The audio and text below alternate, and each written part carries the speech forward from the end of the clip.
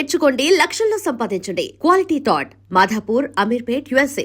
Sir Ritu garu press meet లో బయటకు వచ్చిన తర్వాత ఇంతమంది కంటెస్టెంట్స్ లో మీకు ఎవరు ఫేక్ అనిపించారు అనగానే భరణి గారు అన్నారు. హౌస్ లో ఉన్నప్పుడు అన్నది అని చెప్పండి, అది తను ఎలాగా డెమోని గెలిస్తే బాగుంటుంది అని చెప్పి ఆలోచించే వ్యక్తి కాబట్టి ఆ అంటే అంటే తనకు నా మీద పర్సనల్గా ఏమి ఉండదు. అన్నది అని చెప్పి ఒకవేళ నిజం అది అన్నది నిజమైతే డెమోని గెలవాలి అన్న ఆలోచనతో చెప్పిన మాట అయ్యి ఉంటుంది. కానీ దాని గురించి నేను పెద్ద అయినా ఫ్యామిలీ వీక్ అప్పుడు అందరూ వచ్చారు కదా, వాళ్ళ మదర్ కూడా వచ్చారు. వాళ్ళ మదర్ వచ్చినప్పుడు నేను వెళ్ళి నమస్తే అమ్మా అని చెప్పిన భరణి గారు, నేను మీకు పెద్ద ఫ్యాన్ అండి చీలాసో స్రవంతి నుంచి అని చెప్పి అన్నారు.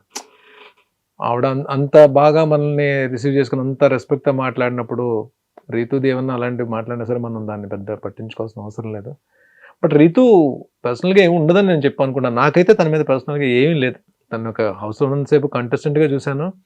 ప్లస్ తను ఎక్కడో నాకు దూరంగా ఉన్నప్పుడు కూడా నేనే దగ్గరగా ఉండి, ఎందుకంటే తను కూడా అంటే మీరు వచ్చే ముందు కూడా స్టేజ్ మీద కూడా బర్నన్నా అని చెప్పాను, అది బర్నన్నా అని చెప్పింది. అన్న అని చెప్పే తన నోట్లోంచి వచ్చేది.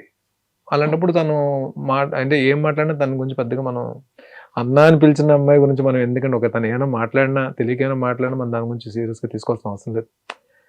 బయట మళ్ళీ ఇప్పుడు ఎవరెవరి గురించి కామెంట్స్ చేసుకున్నా సరే ఎండ్ ఆఫ్ ద డే ఏదో ఒక రోజు తను నేను కలిసి వర్క్ చేయాల్సి వస్తుంది కదా, ఎక్కడో ఏదో ప్రాజెక్ట్ వర్క్ చేయాల్సి వస్తుంది కదా. అలా తను కనిపించినప్పుడు నేను మనస్ఫూర్తిగా పలకరించాలి, తను కూడా మనస్ఫూర్తిగా పలకరించాలి. ఇవన్నీ జస్ట్ పార్ట్ ఆఫ్ గేమ్ అండి. మనం దాని గురించి సూపర్. అండ్ స్టేజ్ మీదకి వచ్చేసేటప్పటికి అంటే యమదొంగలో డైలాగు లీలగా అంత పెద్ద డైలాగ్ని ఒక సింగిల్ టేక్లో అంత స్ట్రాంగ్గా చెప్పేశారు సార్ కదా. రష్మిక గారు కూడా హార్ట్ని ఇలా ఇచ్చారు మీకు. వచ్చిందా? వచ్చింది. ఎక్కడ పెట్టారు హార్ట్ని? ఎక్కడ పెట్టుకున్నారు? హార్ట్ని ఎక్కడ పెడతామండి? హార్ట్ని మనం ఆవిడ ఏంటంటే అది ఆర్టిస్ట్గా ఆవిడ ఎక్కడో ఇంప్రెస్ అయ్యారు. ఇంప్రెస్ అయ్యి ఇచ్చిన కాంప్లిమెంట్ అది. బట్ సార్ కూడా హోస్ట్ సార్ కూడా భరణి ఫెంటాస్టిక్ భరణి అని చెప్పాను.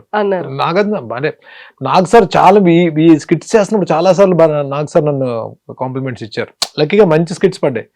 నాకు ఫస్ట్ నుంచి కూడా నాకు డైలాగ్స్ పెద్ద పెద్ద డైలాగ్స్ చెప్పడం నాకు చాలా ఇష్టం. నేను చేసిన టీవీ సీరియల్స్లో కూడా మ్యాక్సిమం అన్ని క్యారెక్టర్స్ కూడా డైలాగ్ ఓరియంటెడ్ క్యారెక్టర్సే పడ్డాయి. అంటే ఎక్కువ పెద్ద పెద్ద డైలాగులు చెప్పే క్యారెక్టర్స్ పడ్డాయి లక్కీగా. స్క్రిప్ట్ చూడకుండా చెప్తారంట కదా సార్, మీకు అసలు ప్రాంప్ట్ ఉండదంట కదా? ప్రాంప్ట్ తీసుకోనండి. సీరియల్స్ కూడా నేను ప్రాంప్ట్ తీసుకోలేదు. ఇది అంటే నేను ఫస్ట్ వర్క్ చేసిన ఆర్టిస్టులు మేబీ అది వాళ్ళ ఇన్ఫ్లుయెన్స్ పడిందేమో. కౌశిక్ కుకుడు, హరిత గారు వీళ్ళెవరు కూడా ప్రాంప్టింగ్ తీసుకునే ఆర్టిస్టులు కాదు వీళ్ళు. సో ఆ ప్రాంప్టింగ్ తీసుకోకుండానే వర్క్ చేయడం అలవాటైంది. అది సినిమాలోకి వచ్చేటప్పుడు అది మనకి హెల్ప్ అవుతుంది. సినిమాలో ప్రాంప్టింగ్ ఉండదు కదా, మాక్సిమం ఉండదు ప్రాంప్టింగ్. సో మనకి అది హెల్ప్ అవుతుంది మనకి.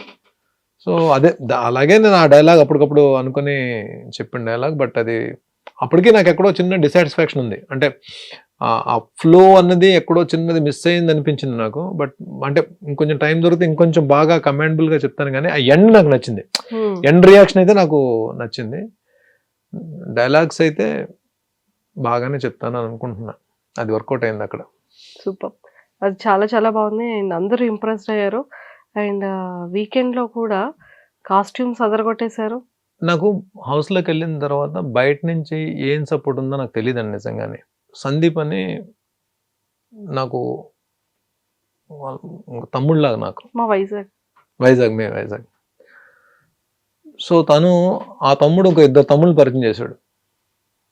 పాపం నేను వచ్చిన దగ్గర నుంచి వాళ్ళే చూసుకున్నారు ఇద్దరు. అసలు ఏం చేశారు, ఎలాగా నన్ను ప్రమోట్ చేశారు, ఎలాగ నన్ను హైలైట్ చేశారు కూడా నాకు తెలియదు. నాకు కానీ బయటకు వచ్చిందో తెలిసింది. వాళ్ళిద్దరూ అంటే నాకు ఇప్పుడు సొంత తమ్ముళ్ళ కన్నా ఎక్కువైపోయారు. అంటే నాట్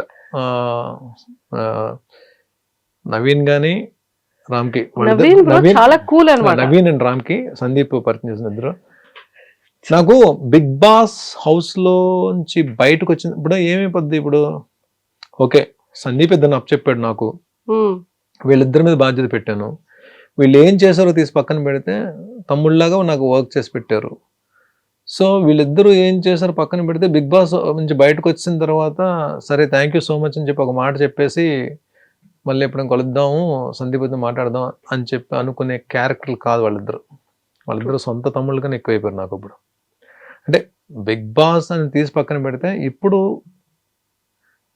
బిగ్ బాస్ వరకు నేను ముందు చేసిన జర్నీ, బిగ్ బాస్ తర్వాత చేసిన జర్నీ అన్నది ఎక్కడో దగ్గర మా అన్నకి ఇంకా మంచి క్యారెక్టర్స్ రావాలి, మా అన్న ఇంకా పెద్ద పెద్ద మూవీస్లో ఇంకా పెద్ద క్యారెక్టర్లు చేయాలి, వెబ్ సిరీస్లో క్యారెక్టర్లు చేయాలని చెప్పి నాకన్నా ఎక్కువ తాపత్రయపడుతున్నారు వాళ్ళు. True. ఒక జెన్యున్గా ఒక వ్యక్తి ఎవరైనా మనకు పరిచయం, మనకు ఫ్రెండ్ అయినా సరే, ఇప్పుడు ఇంత తక్కువ టైంలో బిగ్ బాస్కి వెళ్ళే ముందే పరిచయం అయింది నాకు 4 months ముందు హార్డ్. అంటే బిగ్ బాస్కి వెళ్ళి ఒక 15 రోజులు ముందు పరిచయం. ఈ 3-4 monthsలో నిజంగా వాళ్ళిద్దరూ బయటకు వచ్చిన తర్వాత మీరిద్దరే ఇంత చేశారా, మీరిద్దరూ ఉండి నన్ను ఇంతలా తీసుకెళ్లారా అని చెప్పి నాకు ఆశ్చర్యం వేసింది. అంటే నిజంగానే సొంత తమ్ముళ్ళు అయినా సరే ఎక్కడో దగ్గర బద్దకించేవారేమో తప్ప వీళ్ళు డే అండ్ నైట్ కూర్చొని ఇద్దరు వర్క్ చేశారంటే నేను అదే చెప్తా. నేనేమంటానంటే బిగ్ బాస్ అనేది నాకు కప్పు ఇవ్వలేకపోవచ్చు, కానీ ఆ కప్పుకు సరిపడే ఫైట్ నేను చేశానో లేదో నాకు తెలియదు, కప్పు రాలేదేమో, కానీ నా కోసం నిలబడే మనుషులు దొరికారండి. నా కోసం నేను లేకపోతే ఏడ్చే మనుషులు దొరికారు. దివ్య కానీ సుమన్ కానీ, బయట ఉండి నా కోసం 24 hours round the clock work చేసిన నవీన్ కానీ రామ్కి కానీ, ఇంతకన్నా ఏం కావాలండి? ఒక మనిషి కోసం నిలబడే మనిషి దొరికేటంటే అది మామూలు విషయం కాదండి. అలాంటి జెన్యూన్ బాండ్స్ దొరకడం చాలా కష్టం. బాండ్స్ అని చెప్పి అంటారు. ఆ బాండ్సే మనం చివరి వరకు నడిపించేవి. ఆ బాండ్సే మనం చెరిపిన తర్వాత పైకెత్తివి కూడా ఆ బాండ్సే. ఇక్కడ బాండ్స్ అని పేరు పెడతాం, కానీ ఆ బాండ్స్ లేకపోతే మనిషి లేడు కదండి. బంధాలు లేకపోతే మనిషి ఎక్కడ ఉన్నాడండి? బంధాలు లేకపోతే మనిషి జీరో. ఇప్పుడు ఆ బంధాలే కదా నేను లోపల ఉన్నా సరే ఇంత పనిచేసే నా కోసం. ఆ ఇద్దరు ఏముంది, చిన్నపిల్లలు ఇద్దరు ఇప్పుడిప్పుడే కెరీర్ స్టార్ట్ అయింది. ఇద్దరు ఇంజనీరింగ్ ఫినిష్ చేసి వచ్చారు, ఇద్దరు కుర్రోళ్ళు ఇద్దరు. జెమ్ ఆఫ్ గైస్ ఇద్దరు, ఎంత మంచి క్యాండిడేట్స్ అంటే ఇద్దరు.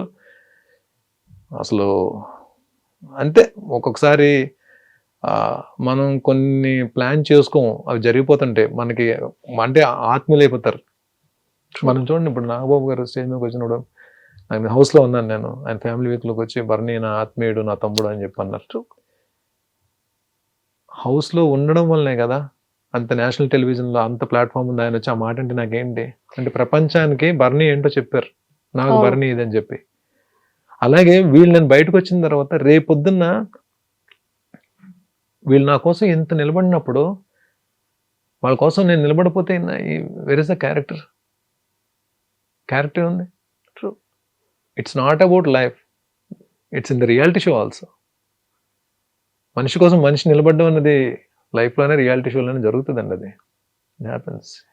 And don't forget to subscribe to iDream. And for more videos, Please subscribe to iDream. Please subscribe to iDream. Please subscribe iDream. And please subscribe to iDream. For more videos, subscribe to iDream. please like, share and subscribe to the channel. Congratulations, iDream. Subscribe to iDream. Subscribe to iDream. So subscribe to iDream Media.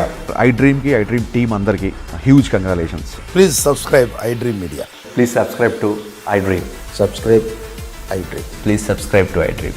iDream అంటే నా కళల ఛానల్ను subscribe చేసుకున్న నోరు తిరుగుతలేదు, మీరైతే గంట గుర్తు కొట్టండి. For more such videos, please subscribe to iDream. Subscribe to iDream. Please subscribe to iDream. Please subscribe iDream Media. Please do subscribe to iDream. Please subscribe to iDream Media. For best entertainment and information, please subscribe iDream.